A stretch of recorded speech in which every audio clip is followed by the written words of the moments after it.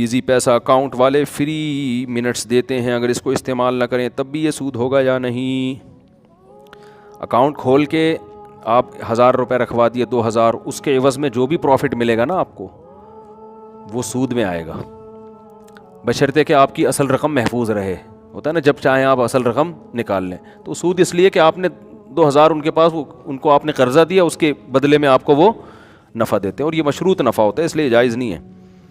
ہمارے رشتہ دار کہتے ہیں کہ فارغ لوگ ہوتے ہیں وہ جو مولویوں کی باتیں سنتے ہیں اور تبلیغ میں وقت لگاتے ہیں، ہمارے پاس ٹائم نہیں ہے۔ بالکل بہت اچھی بات ہے۔ نوح علیہ السلام جب تبلیغ کے لیے جایا کرتے تھے نا تو ان کی قوم کانوں میں انگلیاں ٹھوس لیتی تھی اور وہ کہتے تھے ہمارے پاس آپ کی بات سننے کا ٹائم نہیں ہے۔ وجہ اس کی یہ تھی کہ اگر ان کے پاس کوئی ڈاکٹر جاتا اس کی بات سنتے، وہ ان کو صحت کے بارے میں گائیڈ کرتا، کوئی تاجر جاتا بزنس سکھاتا سنتے۔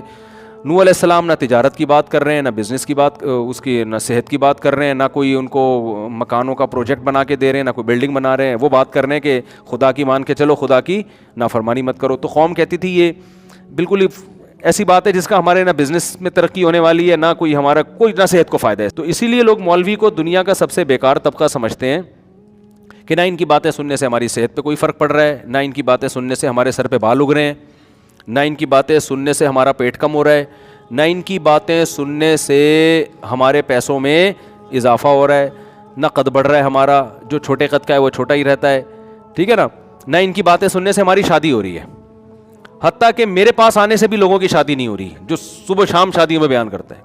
میں بھی کہتا ہوں میرے پاس رشتے نہیں، آج بھی ایک صاحب آئے شادی کر، میں نے کہا شادی کی میں ترغیب دیتا ہوں، کراتا وراتا نہیں ہوں۔ تو ظاہر ہے جو نہ شادی کرا رہا ہے آپ کی، تو وہ دنیا میں سب سے فضول طبقہ ہوگا کہ نہیں ہوگا؟ کیا خیال ہے؟ لیکن میرے بھائی یہ آپ کو جب پتہ چلے گا جب آپ کو اپنی پیدائش کا مقصد سمجھ میں آئے گا، اور وہی مولویوں کے سمجھانے سے نہیں آ رہا تو مرنے کے بعد سمجھ میں آ جائے گا۔ اللہ نے قسمیں اٹھا اٹھا کے کہا ہے کہ میں مردوں کو زندہ کر کے چھوڑوں گا۔ یا ایھا الناس ان وعد اللہ حق، اے لوگو اللہ کا وعدہ سچا ہے، فلا تغرنکم الحیات الدنیا، دنیا کی زندگی دھوکے میں نہ ڈال دے۔ ان وعد اللہ حق، اللہ کا وعدہ سچا ہے، ایسا نہ ہو۔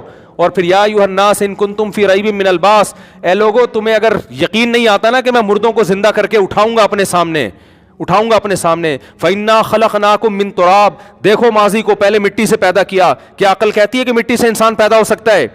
ثُمَّ مِن نُطْفَةٍ، پھر اس مٹی سے منی کا قطرہ بنایا، کیا عقل کہتی ہے کہ مٹی سے منی بن سکتی ہے؟ ثُمَّ مِن عَلَقَةٍ، پھر ہم نے اس منی کے قطرے کو خون کا لوتھڑا بنا دیا، عقل مانتی ہے کہ منی کا قطرہ ماں کے پیٹ میں جا کے خون بن سکتا ہے؟ ثُمَّ مِن مُضْغَةٍ، پھر اس خون سے ہم نے گوشت بنایا، عقل کہتی ہے کہ خون سے گوشت بن سکتا ہے؟ پھر ہم نے اس میں ہڈیاں پیدا کی، فَكَسَوْنَا الْعِظَامَ لَحْمًا، ان ہڈیوں پہ گوشت چڑھایا، ثُمَّ أَنشَأْنَاهُ خَلْقًا آخَرَ، یہ سارے کو اللہ ثم سے بیان کر رہا ہے، پھر اس کے بعد یہ ہوا، پھر اس کے بعد ایک ایک کو الگ اہتمام سے بیان کیا جا رہا ہے۔ ثُمَّ أَنشَأْنَاهُ خَلْقًا آخَرَ، پھر ایک نئی تخلیق میں پیدا کر کے ماں کے پیٹ سے ہم نے تمہیں باہر نکالا، ثُمَّ السَّبِيلَ يَسَّرَا، اس راستے کو آسان کر دیا تمہارے لیے۔ پھر جب تم دنیا میں آتے ہو پھر آسمان سے بارشیں برسا رہے اور زمین میں تم بیج ڈالتے ہو، ایک گٹلی ڈالتے ہو، فالق الحب، اس گٹلی کو پھاڑ کے تناور درخت بنا کے پھول لگاتا ہے، پھر اس میں آم پیدا کر کے ان ہر آم میں گٹلی، پھر اس ہر گٹلی میں یہی پروسیس۔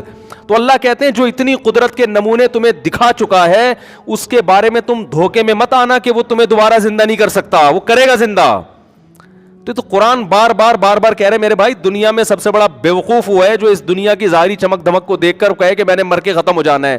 ختم ہونے کے لیے اتنی عجیب مخلوق اللہ پیدا کر ہی نہیں سکتا۔ اگر ختم ہی ہونا ہے، مجھے ایک بات بتاؤ، اس کا مطلب مٹی ہو کے سب ختم، تو اللہ نے پیدا کیوں کیا تھا؟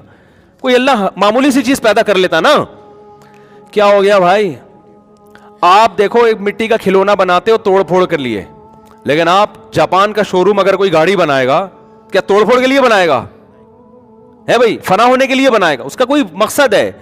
انسان سے زیادہ عجیب مشینری دنیا میں کسی مخلوق کے پاس ایسا دماغ نہیں ہے، ایسی آنکھیں نہیں ہیں، اور اتنا خوبصورت جو جسم اللہ نے بنایا اور ایسی سوچ بنائی کہ لوہے پہ محنت کر کے ہواؤں میں اڑا رہا ہے وہ، یہ فنا ہونے والی مخلوق نہیں ہے کہ فنا ہو کے ختم۔ بس ختم کا مطلب تو قصہ ختم، بس اللہ نے بنایا تھا، فرشتے کہیں گے کیوں بنایا؟ لگے وہ اس لیے بنایا تھا، میں نے پھاڑ پھوڑ کے ختم کر دیا، بس ایسا نہیں ہوتا۔ یہ تو عقل گہرائی میں جا کے سوچو گے اس کے بھی خلاف ہے۔ تو ایک دن زندہ ہونا ان وعد اللہ حق وان اللہ یبعث من فی القبور. قرآن کے الفاظ دیکھو، اے لوگو اللہ کا وعدہ سچا ہے. اور ایک جگہ قرآن نے نا اپنی قدرتیں بیان کی، اللہ یہ بھی کرتا ہے، یہ بھی کر رہا ہے، یہ بھی کر رہا ہے، یہ بھی کر رہا ہے.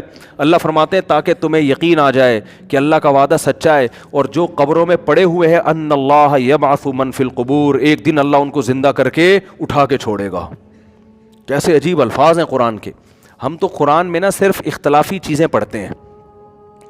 ہر آدمی قرآن کے ذریعے نا اپنی ایک خاص سوچ رکھ کے اس کو پورا کرنے میں لگا ہوا ہے.